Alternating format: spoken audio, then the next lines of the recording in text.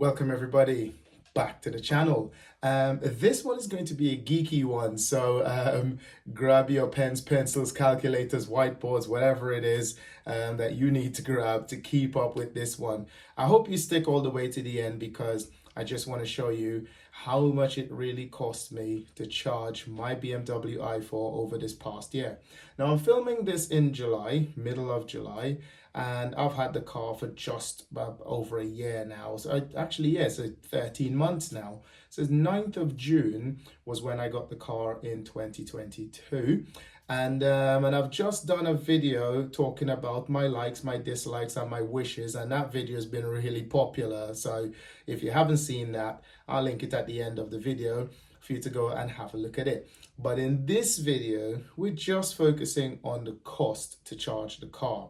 So without any further ado, let's just jump straight into it. A big disclaimer though, two disclaimers. Once again, as I normally have to say, and I have to say this, everything that I tell you today are based on my experience of using my BMW i4 driving in the conditions that I have been driving over this past year. I live in the country, lots of rolling hills, narrow roads, all that good stuff. That's where I live. As soon as I leave the village that I live in, I am out on the motorway. I also use my car quite a lot. So it is, after a year, there's 13,500 miles on the clock. As you can see in the picture here. From factory, the car is saying I'm getting 3.6 miles per kilowatt hour. And that's because I drive on average about 1,000 miles a month, just going to and from work. But also we have lots of elderly family that live far away. I do rack up the mileage. So all the costs that I show you in this video are based on the fact that I get around quite a lot in my car. I absolutely love driving it. Just getting into it brings a smile to my face, and I just look forward to just getting in that car and going somewhere, even going to work. When work is finished and it's time to go home, I have that little dopamine hit in my brain going, you're about to go home in that car. It's absolutely amazing. Anyway, I digress. Let's get back to the PowerPoint. So in the breakdown here, you can see that I've started tracking from July all the way to, sorry, not July, June last year, all the way to June this year. And at the top, I'm showing you on a monthly basis how much it cost me to charge at home, how many kilowatt hours I charge at home, what was I paying per kilowatt hour. And then in this section here, I'll talk about how much, every month I get my invoice from BMW, because I probably should point out here, I have a number of cards. This is the card that literally works everywhere, every time. You'll see that every time BMW sends me that invoice, this is how much I would have paid. Odd occasion where I use something different, and this is how much I've been charging publicly. These are the number of kilowatt hours charged publicly. This total here is the total of what I charged at home plus what I charge in public for that month. I also wanted to see that just to have an idea of what the car is using per month to do like 1,000 miles. And this is not bad at all, because the average is about 250 kilowatts to travel about 1,000 miles. And as far as I'm concerned, with an 80 kilowatt battery, if I brought that right down to the end, that's 3 charges to make that happen, just charging it from empty to full 3 times. So other things that I want to show you in the table, this is the total number of kilowatt hours charged for the whole year, total public for the year, and total charge at home for the year. So I'll show you this on a nice graph in a bit. This is how much I paid to charge at home. This is how much I paid to charge in public for the whole year. And this is how much I paid in total overall, just charging the car for the year. So yeah, I think personally, this is pretty decent. Okay, so there's just something to point out just to show you a quick little price change. So bear in mind that last year I was on a tariff where I was paying 29p per kilowatt hour. That tariff ran out in September. By this point, we were well into the Ukraine war with Russia, and so we were being hit by really high energy tariffs. So as soon as that ran out, I went on to a variable tariff, which was 34p. So that was the energy crisis. So there's a tiny little jump in how much I would have been paying monthly, showing on the side over there. It made sense to just charge at home. So you can notice my home charge 63% of the times and 37 charge in public. And you can see the difference there. So that's what I charge at home. This is what I charge in public. I paid about £600 charging at home and about £400 charging in public to give us this grand total over here. All right, so moving down to a little bit of a breakdown. So this one needs a little bit of explaining. So you can see here, the blue bit is charging at home and so on, and the green bit's charging in public. So when I just got the car, you'll remember like one of my first videos on that car was a video called Gone Electric. And in that video, I was taking the car on its first long journey, and that explains this July spike here, massive spike there, because in July, I had to go on that journey to visit my aunt up north. The graphs also confirm about that 250 kilowatt charge per month, because most of them are pretty much near that line. And so just going to work as normal. September and October and also November, you notice lots of green here.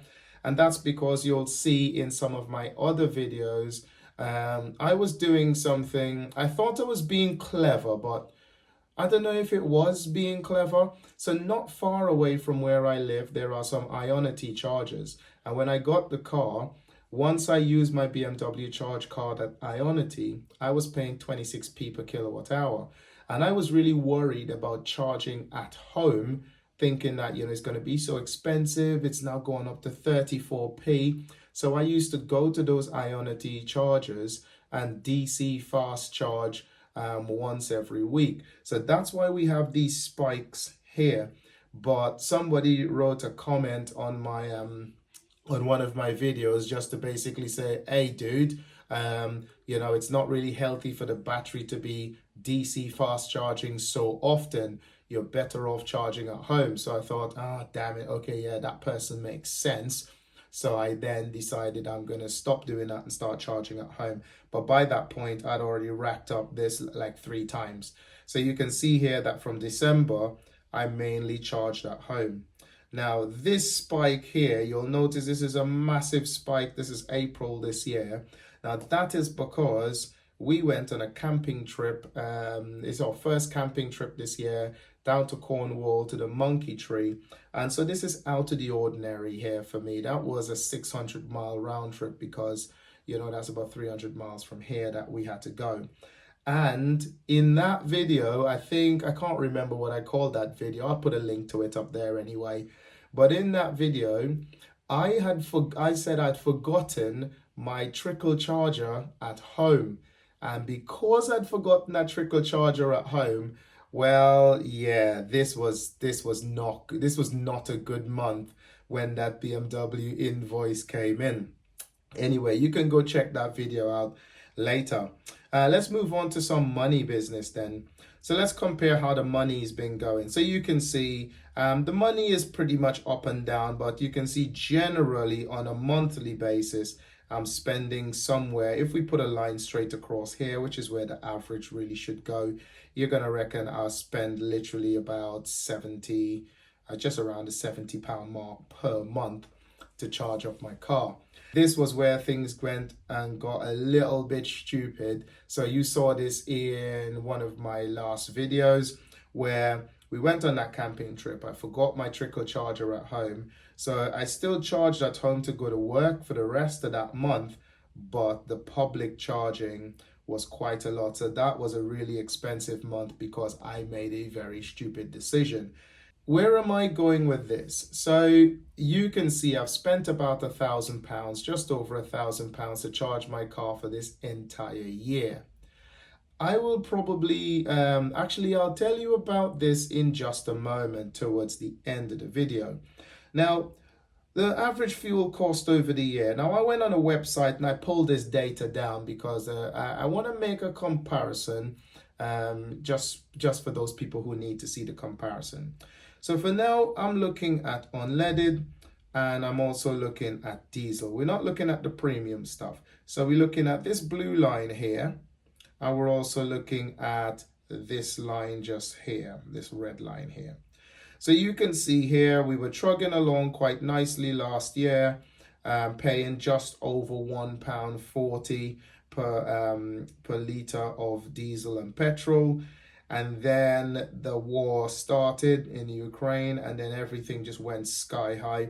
And so you saw that we're peaking somewhere around August, September there at nearly £2 a litre of diesel. It was really expensive. Anyway, and then, you know, as we start getting used to the fact that this war is happening and the fact that, you know, we can just make do with what we've got, you can see the prices starting to come down quite nicely here onto where we are today in July. So we're coming back to prices as they were before the war started last year. Now, why am I telling you this? Well, it's because I want to make this comparison. So on that same website, I decided that I'm going to check to see how much it will cost to drive an average BMW spec'd up in the same way my car has been spec'd up.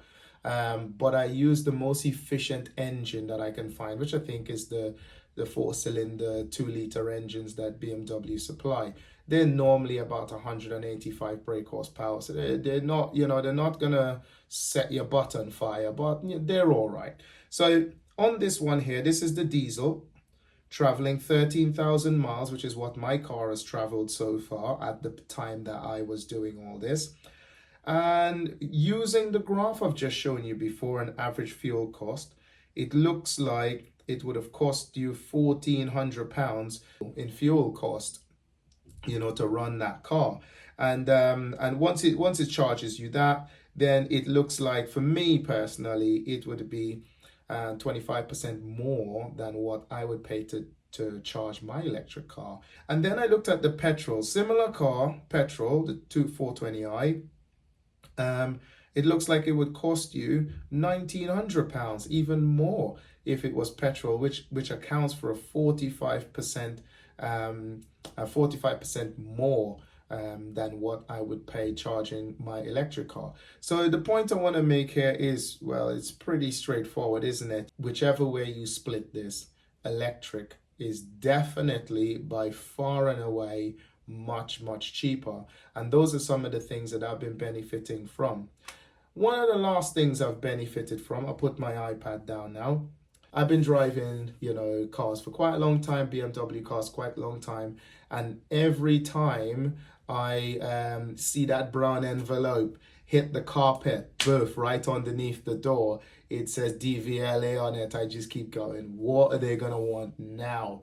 What's going to be my tax? I have always been paying for BMW, in my opinion, pretty high tax. I've always been in a higher tax band.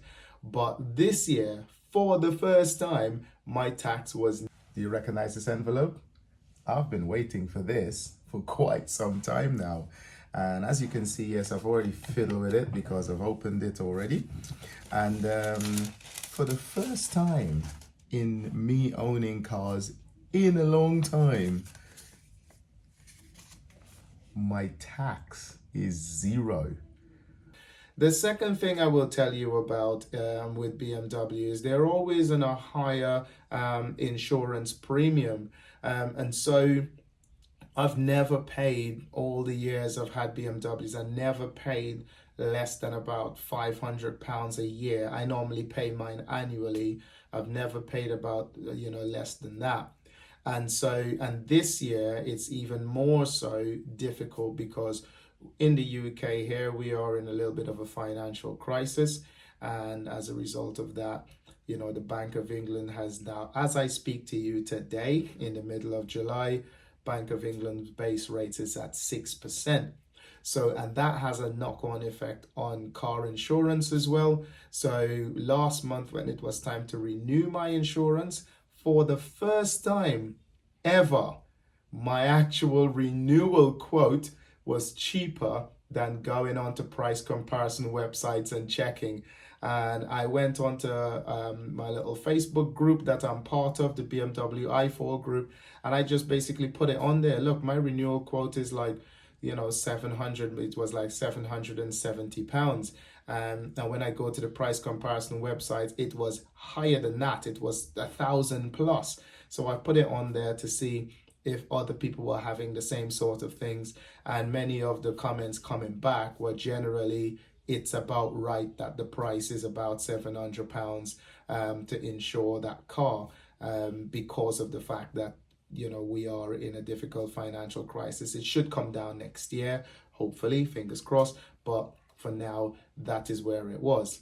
Anyway, guys, so that's basically it. Now, that's what I wanted to show you today, but I have a confession to make. I've lied to you. I'm sorry. So hear what the lie is, okay? That £1,000 that you see me just talk about that I would have spent to charge my car this whole year, yeah, chances are I didn't spend that much money, and I'll tell you why. I have solar panels on my roof, and they generate at peak times during the day about 3.4 kilowatts of power coming straight through the house, and I have battery storage. So I have 10 kilowatt battery storage in the loft, so they get charged up and they run the house in the evening and stuff like that. Now, why am I telling you that I probably lied to you? Well, on my car charger that I have on the front of the house, when I plug it in and I go and I check to see how much it's cost me to charge the car every time, that charger is only telling me like how much it's cost me to put electricity in the car, but it doesn't differentiate between what was taken off the grid and what was taken off the roof. It doesn't do that at all. I just know from my electricity bill that right now Octopus owes me money, well over £100 too, because of the fact that I am hardly using from the grid. The solar panels are producing so much. So only in the winter months are the times when I would be 100% dependent on the grid. Why? Well, to charge the car. Why is that? That is because in the winter months, I am at work during the day. I'm a teacher. And so when the sun is lovely and out for that short period of time, I'm not benefiting from it because I have my car with me at work. But on both sides of the winter months, all the summer months, the autumn months, and even now as we're back into summer again, I charge my car, trickle charge it when I come home after work for just a few hours while the sun is still out. And trust me, doing that for about 3-4 days a week, it brings it up to that 85% charge is what I normally have it as. So it brings it up to that, and I'm usually chugging along during the week. And don't forget weekends as well. If we go anywhere at the weekend, we go visit Granddad or something like that, I will charge at Granddad's house. He has solar panels there as well. So I'm not really dependent on the grid that much to charge, and as a result of that, I can't give you those figures because my charger outside doesn't tell me what I've actually charged from the grid and what I've actually charged from the roof. So I can't give you those figures, but I know for absolute certain that I did not spend over £1,000 charging my car over this last year. But I have the benefit of having solar panels. You might not. So those figures are pretty much guidance, I guess. If you have an electric car like mine and you're doing about 1,000 miles a month, that's how much it really should charge you. Anyway, guys, I hope you enjoyed the video. Smash that like button if you did, and don't forget to subscribe so you can see what other experiences I have with the car. I'm trying to give you guys different content on the car. It is still so enjoyable. I love it so much. And no, I am not considering the i5, at least not yet anyway. I'll wait until I see it in the flesh. But for now though, guys, thank you for watching, and I will catch you on the next one. Peace.